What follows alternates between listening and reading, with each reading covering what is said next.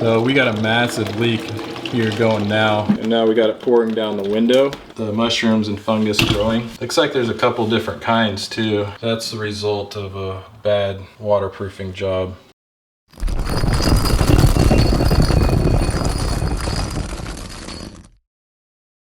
Got an email earlier this week about a tile failure, so we're gonna go check it out. Zach's gonna be helping me out. So normally don't work on Saturdays, but these tile failures get me excited to figure out what's going on with them, and also, you know, hopefully get this thing repaired. So Zach's right here getting ready. We're gonna get loaded up here.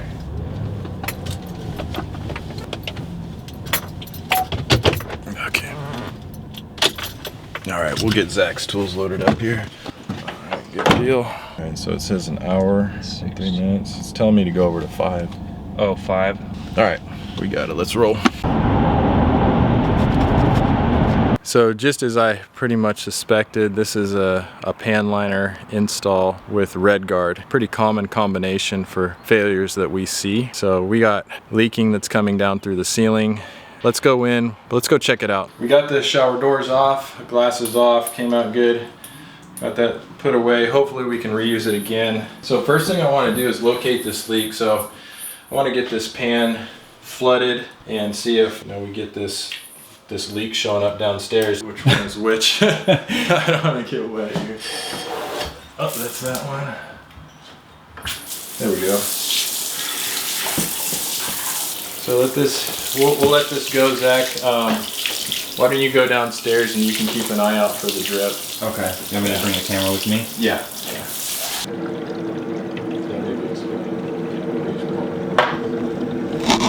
This is the vent for the shower. This goes to the P trout, and you can see the pan liner there. And here's the hot and cold supply lines. So we got a massive leak here going now. That's just from the shower head running. Massive leak, and look, and now we got it pouring down the window. So big leak here, big problems. You can go ahead and turn it off, please. It's gonna. Yeah, she just went and shut off the water. We have, it's running down the exterior wall and the windows. And that's a lot of water. Typically we don't get that much water coming down, Zach. Usually it's just a little drip, but that thing, oh, it's going good. So yeah, let's get up there and figure out where it's leaking, Zach. Got a huge leak going on down there. I had the water kind of pointed at this bench area. That's the first thing I suspected, that a lot of times it doesn't get waterproof properly, or these little, you know, a bench. This is just like a little footrest, but this tile job overall doesn't look, you know, it doesn't scream like hack job. Nice tight joints, everything's pretty flush. They used Mapei Flex Color CQ grout, so good grout job. The cuts look tight, Schluter looks decent, but I think most of the leak was happening over in this corner, but it's really rare that we get that much water pouring through. I mean, it was just really coming down. So I think I'm gonna start by taking this off here. And also this tub, look at this tub is just free floating in here, moving around. Maybe we should just take a look at this real quick and see if we can just pick it up. And This is a flex hose. This has one of those flex lines and runs down under the floor. These should be hard piped. We like to use the island tub drain to get a good connection when you don't have access from below. I'd like to see how that connection is, where it connects into the ABS pipe, how they did that, but we'll deal with that later. All right, we'll start with this bench here. Just try popping this top tile first. You see hardiebacker, standing water under that hardiebacker.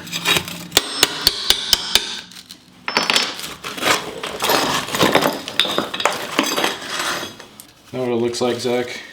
Yeah, it looks like the backside of it. Backside of the hardiebacker. When hardiebacker gets wet, what happens is the fibers, it's got cellulose fiber in it.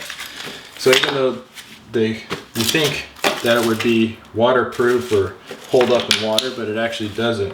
When it gets wet over time, the cellulose fibers start to break apart from the cement part of the board, and it just comes apart in layers. So.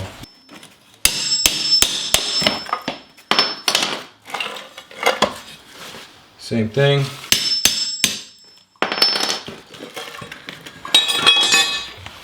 So pretty poor coverage. You see there was no coverage on here of the tiles. Just kind of dot set, big plops. I can really kind of start to smell this because it's been just in water. So yeah, so it looks like the only waterproofing was this Aquabar paper and maybe some 2x4s.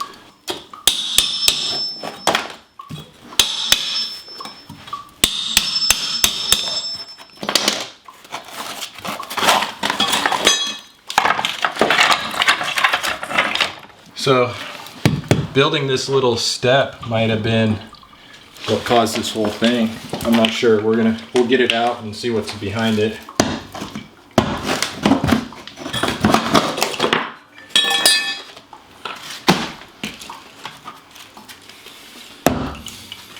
But yeah, it actually smells like mushrooms. There's little mushrooms growing in here. Well, here's some mushrooms. See the mushrooms and fungus growing. Looks like there's a couple different kinds too. Like these guys look different than the white ones. But it literally smells like mushrooms, like a store-bought mushroom.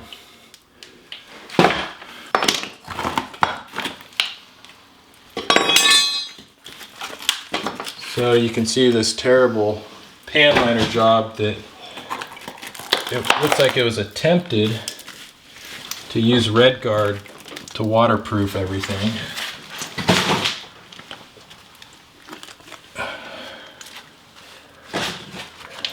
So probably what was happening here, Zach, well, hard to tell because they used Redgard. We'll have to vacuum this water out to really get a good look.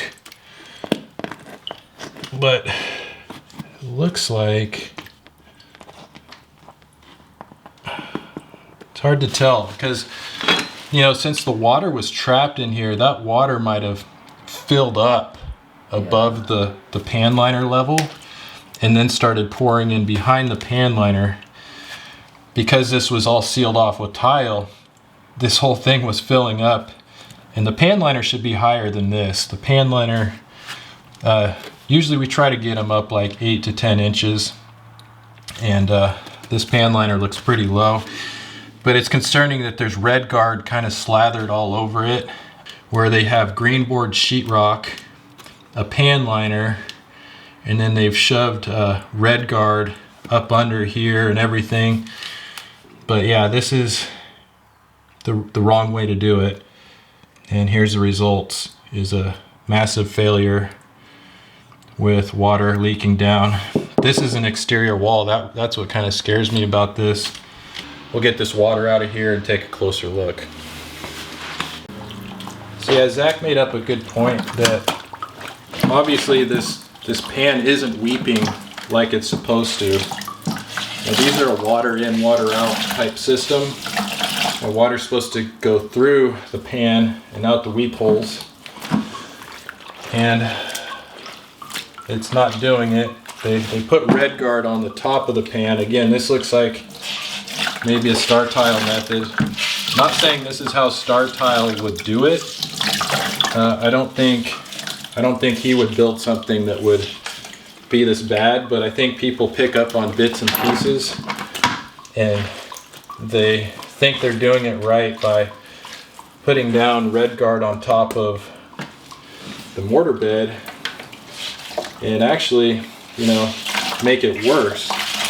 Because again, instead of water going down and out the weep holes, it just pulled up and started, you know, backing up and over the pan liner. If you wanted to use Redgard, the proper application would be to use like what we're going to go back in with, like one of these flow effects flanges where it's surface waterproofed right to the flange. So if you're going to be doing a Redgard pan, this is the drain you would want to use, not the clamp style with the weep holes. This drain doesn't require any weep holes because all the waterproofing is on the surface. If you need one of these, I'll put the link in the description below.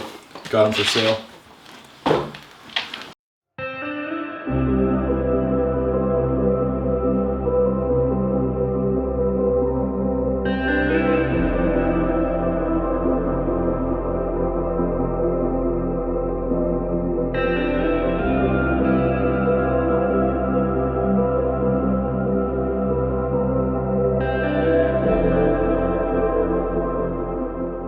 That's what's on top of the Redgard. It looks like a layer. It's actually concrete. I think so. It's concrete. It has the little pebbles in it. So this isn't mortar. They actually went over it with concrete. So that's not how you build shower pans. You don't use concrete. You use mortar, which is just sand, cement. Which is just sand and cement. This has sand, cement, lime, and then aggregate in it like pebbles to make the concrete. Concrete is for sidewalks and driveways, not shower pans.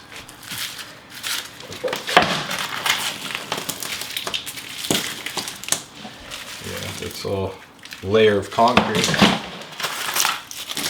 I want to get down to that pan liner and see where the leak in the pan liner was. So it went like this. Here's a cross section. You got penny tile on top. Then you have concrete with the aggregate in there, and then you have a little layer of Redgard.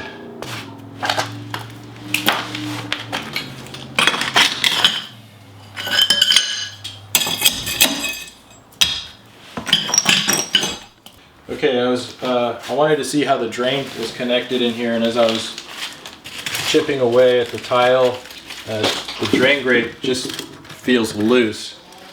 So I'm going to see if it doesn't even seem like it was connected. I don't know if that sleeve, you guys are probably more familiar than I am. I don't know if that's supposed to just be free floating. Maybe it is. Because in a weep style system, you know, the water gets down below anyway, so I don't know. You guys tell me whether if this was connected correctly or not, but you can see what we did here. We hit the vacuum.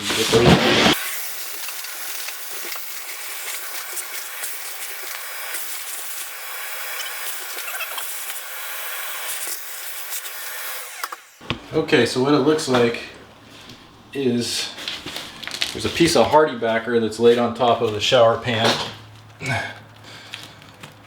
Let's see. See, there's the pan liner. Finally down to the pan liner. And for some reason there's a chunk of hardiebacker in here. Maybe they didn't have enough mud or something and they were just looking for a filler, but they threw some hardiebacker in here. So I'm gonna chip that away and see what that looks like. Fucking idiots. Vacuum all that.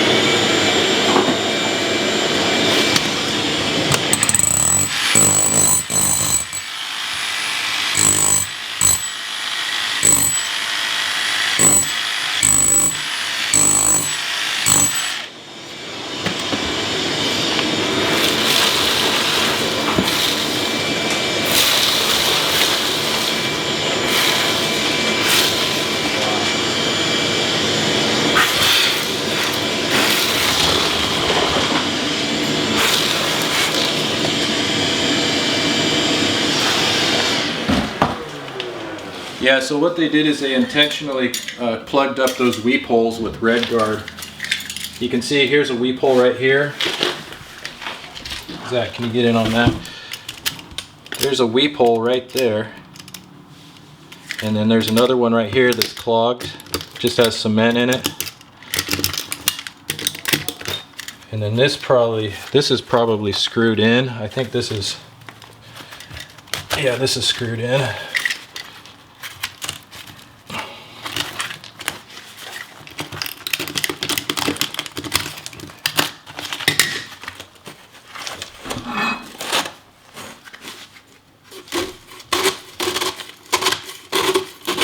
Oh, that's your height adjustment in here. Yeah, so this must be the height adjuster for this guy.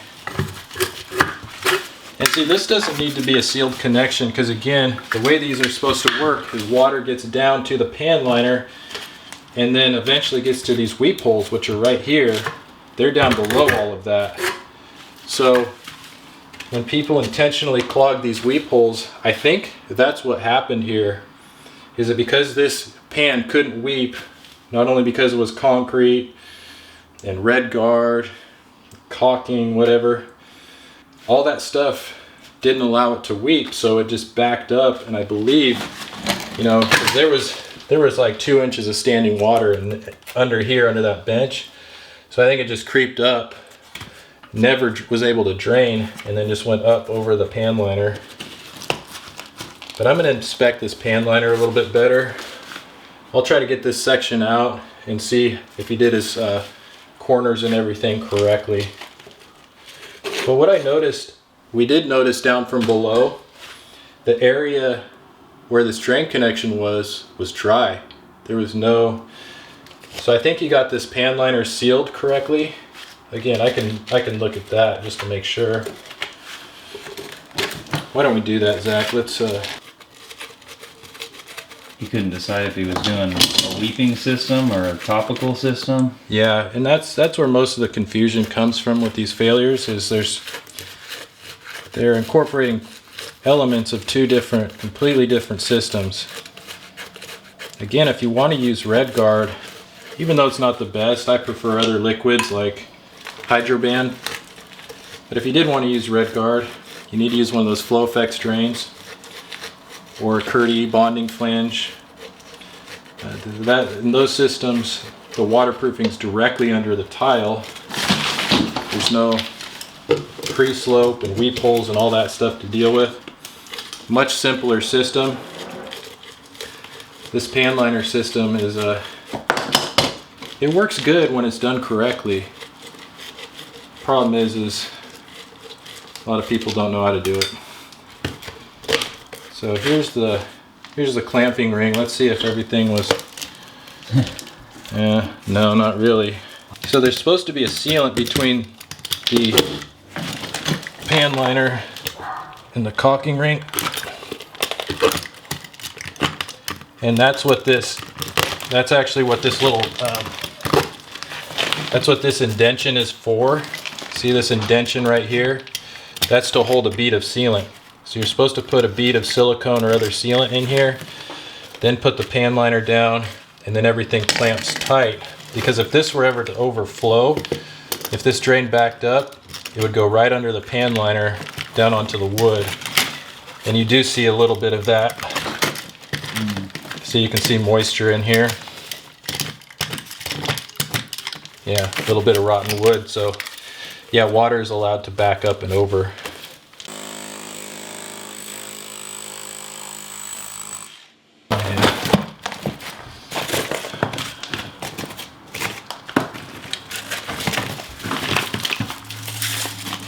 So there's a layer of, I don't know if this is really wet deck mud or if you use fat mud, but it's not the concrete, it's mortar. But it's completely saturated because it couldn't weep.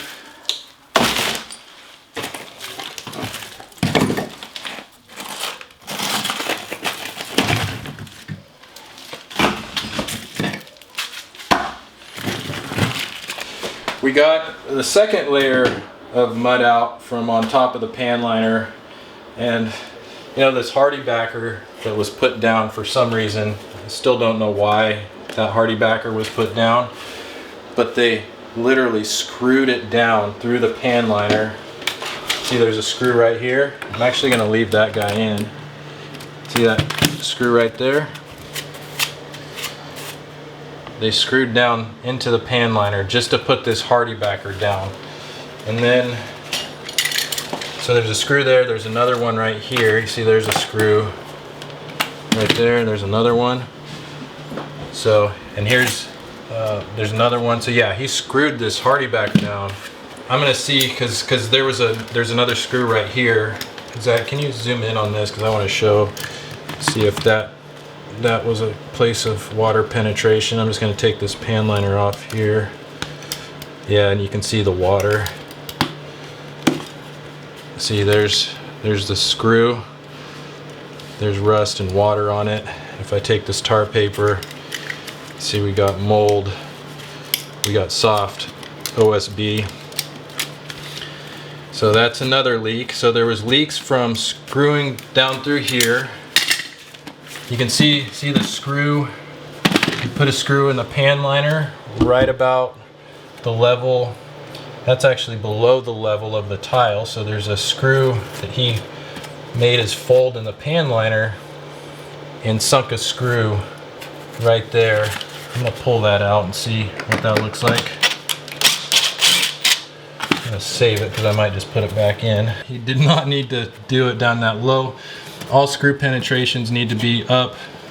Like I would do like, I believe code says 3 inches above the top of the curb. So any penetrations into that liner need to be up above, not down low. And definitely not into the bottom of the shower pan. Underneath here. So, yeah.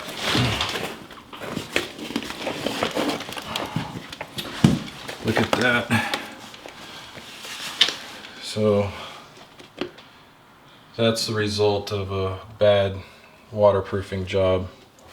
All of this rot under here. And it's just black stuff that's it could be toxic mold. So we need to, what we're going to need to do is get this all covered up and remediated. And you see this is spread all underneath there. So we'll just cover that back up for now, because we don't want you know, these mold spores getting everywhere. You see, again, this is just another case of misinformation. Seeing something on YouTube, or you know, he might have gone into the Home Depot and they gave him this advice to do it this way.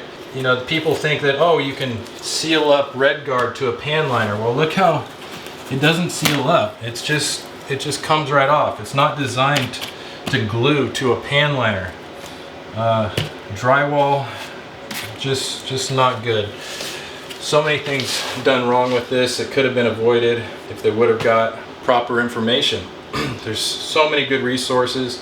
Sal DeBlasi makes great videos. Landbird makes great videos. I have a ton of videos on stuff like this of how to do it correctly.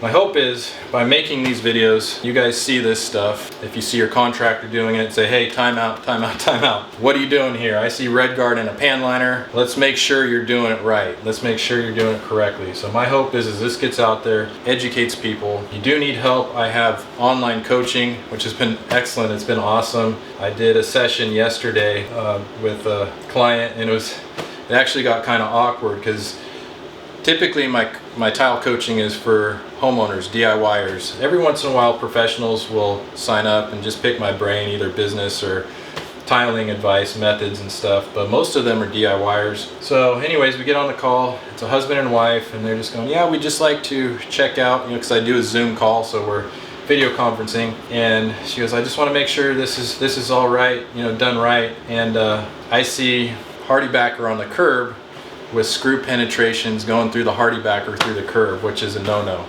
Again, no penetrations below 3 inches above the curb. These penetrations were into the top of the curb. And I go, whoa, whoa, whoa, right off the bat I see this, and then it got awkward because she goes, oh, well, our tile guy is here. And I go, what? He goes, yeah, we wanted you to help coach him through. I go, oh gosh. I could just imagine, here's a 6-year-old dude thinking, here's this tile coach guy trying to tell him how to do his job in front of the homeowners. So that was kind of a weird one, but it did get them the correct information that they needed.